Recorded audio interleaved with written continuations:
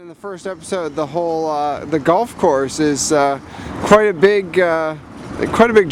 Oh yeah, that's huge. The Eagle, you stand beside that, and it just towers above you. It's quite the piece. And the idea that you'd put it together in 5 days, I think it was? 5 days, yeah. Yeah, it's not a trick of the camera either. It's you know, you can do a lot with a chainsaw. There's a lot of power behind them. And, right. You can cut that wood.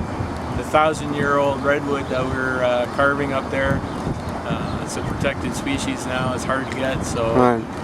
But it cuts like butter, and is 40 rings per inch, holds a lot of detail, and wow. It's just a wonderful wood to work with. And what would you how much time would you normally spend on a job like that? Instead of 5 days. Typical contracts are anything from 4 to 5 days. It's right. you know, a lot of them are 3 days. You know, it's amazing what you can achieve in just a few short hours with a chainsaw. Right.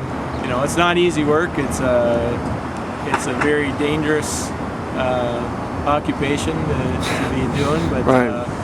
You know, there's a lot of power behind it. You can really move a lot of wood fast.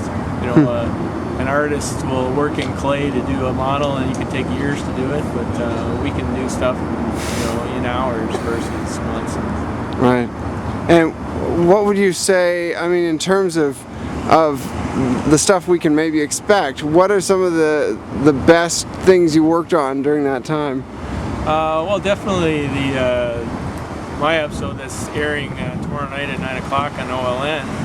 I have a 16-foot stand-up bar with the Ogopogo sea serpents coming wow. out of it. So it's an amazing piece, and it's probably one of my favorites to date.